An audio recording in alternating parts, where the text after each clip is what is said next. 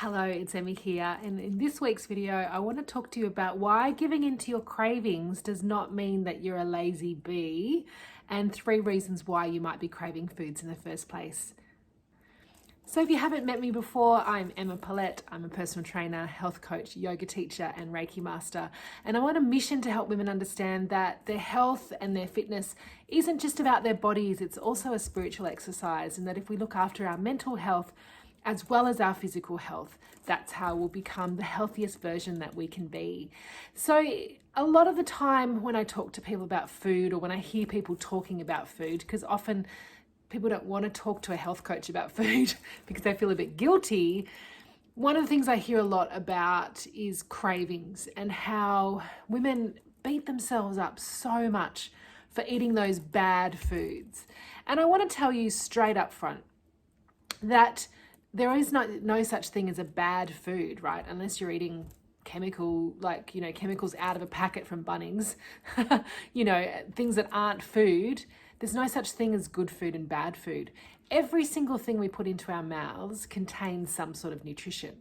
And I'm not saying that, of course, you want to spend your life just eating junk food from McDonald's or eating chocolate. But I want you to know and trust that you wouldn't do that anyway, even if that was available to you.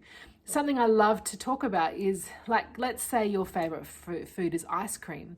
And I told you you could just eat your favorite food for the rest of your life. And you're like, if I was allowed to eat ice cream forever and no one had any rules around it, that's all I'd eat. I'd only eat ice cream. Let's see if that's actually true. So you wake up in the morning, this is your first day of no rules eating, and you have ice cream for breakfast. It's pretty exciting, right? You're feeling like, this is the life. I can eat ice cream for breakfast. I can eat whatever I want. And so, yeah, you have your ice cream for breakfast. There might be a few of those little kind of, I shouldn't be doing this, I feel a bit guilty feelings, but you do it anyway. It's kind of fun. Right, now it's morning tea time. Have some ice cream for morning tea. So that tastes good, feels good, tastes nice, doesn't it? Not too bad. And now it's lunchtime. Ice cream for lunch. Okay, I'll do it. I love ice cream. It's not sort of tasting as good as it used to, but I do love ice cream. So, yep. Okay, it's afternoon tea time. Ice cream for afternoon tea. Maybe if you really loved it, you would do it. And then it's dinner time. Do you want ice cream for dinner as well? You probably don't. And even if you did, even if you were desperate to still have ice cream for dinner, you're probably not going to have it for breakfast the next morning. So please trust that even if you take away rules, even if you say that some foods are good and some foods are bad, and you decide that that's actually not true, you're not going to just spend the rest of your life eating crap, because your body wants more than that, and you want more than that, and you can trust yourself. So I want you to understand that having cravings is completely and utterly normal. Everyone does it, but not everyone feels good about it when they succumb to the cravings. So in this video, I want to talk about 3 reasons why you do have the cravings, and a little bit about maybe how you can change that, or maybe just learn to accept it. Okay, so the first reason you might be craving food, a certain type of food that you might have used to call bad food, is because life is too overwhelming. So I love to talk about primary food, and these are the things that fuel us that we don't put into our mouths. So things like our relationships, our work, who we hang out with, our friendships, also our movement, how much exercise we're getting, and also that sense of spirituality and connection, which is something I love to talk about. If we're feeling overwhelmed in any of those areas in our lives, or if we're not doing enough exercise, or if we're not looking after our spiritual health as well as our mental health, as well as our physical health, then we are going to feel out of balance. And a great way to feel better, and a quick and easy way to feel better, is to eat something, is to feel cravings for something and then succumb to those cravings. So for me, it's chocolate. Chocolate makes me feel better when I feel like crap. Chocolate gives me energy when I'm overwhelmed. So I've got too much on my plate. I don't have enough me time, so I eat chocolate. Now, I could spend my life feeling bad about that, or I could just accept that that's part of what makes me who I am. And so think about that for yourself. Do you crave these bad foods when you're feeling overwhelmed? And when you have the chocolate or whatever you crave, do you feel even worse about yourself? Which is actually not helping the situation. It's another thing to feel overwhelmed about. It's normal to crave, bad foods in these situations, and it's okay to succumb to those cravings.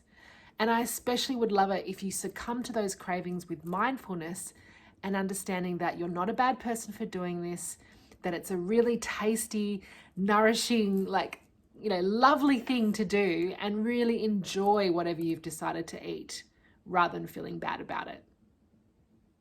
The second reason you might be craving foods and then succumbing to those cravings is because you're dehydrated. So you've probably heard this before, but a huge percentage of our body is made up of water, and we should be drinking about 2 liters of water a day, or a bit more, a bit less, depending on your body size. And when we're dehydrated, we can start to feel hungry. And it's not actually food we're after. It's more liquid. So check in with yourself. If you're craving foods, maybe it's a glass of water you need, or a herbal tea, or something liquid that's going to help to, to nurture and nourish your body. So if you feel like you're craving all the time and you're feeling really bad about the cravings, why don't you try having a glass of water first, and then, if half an hour's time you're still craving, then go ahead and go for the crave. So think about things like water. Think about things like sparkling water if you're finding normal water hard to drink. You could add some, a little bit of juice or a little bit of fruit to your water to make it more palatable. You can also have things like herbal teas. And something that's a really big myth is that, tea and coffee don't count towards your 2 liters of water because they're dehydrating as well. That's not actually true. They are a bit of a diuretic, but they're still adding water into your system before you pee out the bit that you don't need. So, if it's a cup of coffee you want or a cup of tea, go ahead and do that as well. But maybe that's something you can try, is just adding a bit of extra liquid into your diet before you succumb to the cravings, and maybe that will take it away. The third reason you might be craving foods is because you're lacking nutrition. And believe me, I understand, because I have a really busy life as well, and sometimes I'm not eating as well as I want through my meals. And so that can mean that I start to crave other foods. So for instance, if we're lacking in minerals in our body, we might be craving salty foods because the salt will replace some of those minerals. Or if we're kind of lacking nutrients throughout the whole of our kind of nutritional list, then we might be craving foods that will give us energy. So it might be why you're craving coffee all the time, because you don't have enough nutrition in your body, and that nutrition is usually what makes you feel energized. And so because you don't have enough nutrition, you're starting to have more coffee or more sugar or those kind of things. So it's a great opportunity if you're still craving lots of foods and you've tried the kind of, drinking more water thing, that maybe there's an opportunity to up the nutrients in your system. One of the ways to do this, and this is something that I've done over the last probably about 6 months now, is to have a smoothie. And I have a smoothie most days. I don't have one every single day, but I, start the smoothie with berries, because berries are very high in antioxidants with lots of nutrition. They're very good with fiber. And then I add in a greens powder, and I add in some things that will add to my nutritional levels. And I find that I'm less likely to really crave foods because I've had those nutrition, like that big nutrition boost with my smoothie. So if you feel like you're not eating as well as you might like to, and maybe this is something that resonates with you, that you're not getting enough nutrition out of your daily meals, then, something like a smoothie can be a great way to get that instant hit. So I hope you're realizing now that it doesn't mean that you're a lazy bitch without any willpower because you're succumbing to your cravings. Sometimes there's a lot more going on than just you in terms of what you think about food or that type of thing. It can be that your life's too busy. It can be that you're not getting enough water. It can mean that you're not getting enough nutrition. And there's actually a whole host of other reasons why you might be craving foods. And this is something that we go through in big detail in my Love Yourself to Health 6-month coaching program. So if you're interested in learning more about your cravings, but also how to become a bit more nutritious with your meals and how to look after your primary food, your relationships, your career, your movement, your spiritual health, if you're looking at your health from a holistic perspective and want to just get to the healthiest version of you, because I don't believe 100% health is possible for anybody.